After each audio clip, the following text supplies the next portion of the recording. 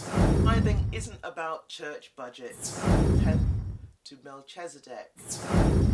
You're giving because.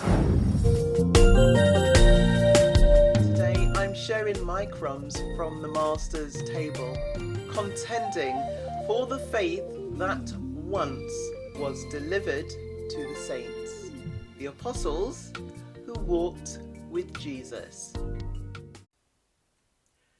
Let me ask you something straight. If God looked at your bank statement, would he be seen as first place? We say God first, we sing God first, but first shows up in decisions. Tithing simply means a tenth, 10%. But biblically, it was never just about the maths.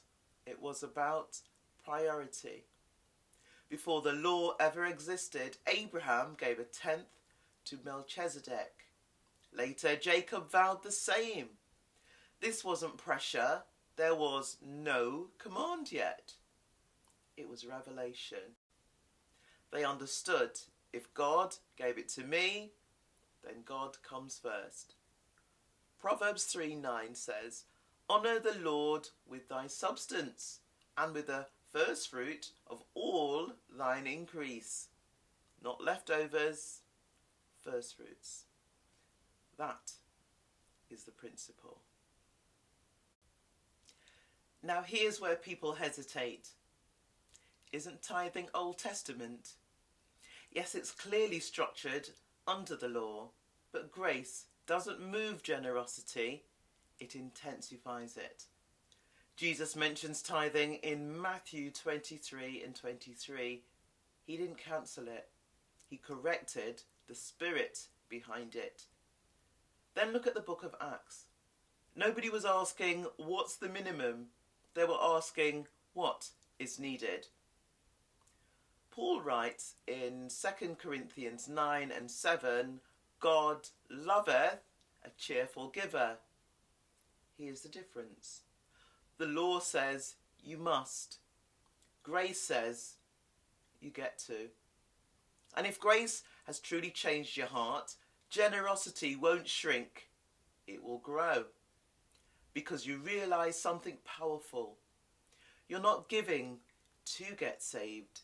You're giving because you're saved. So here's where it matters. Tithing isn't about church budgets. It's about lordship. Jesus said in Matthew 6 and 21, "For where your treasure is, there will your heart be also." Your treasure directs your heart. If most of your treasure goes towards comfort, image, or self, your heart will follow. But when we put God first financially, we're declaring, you are my source.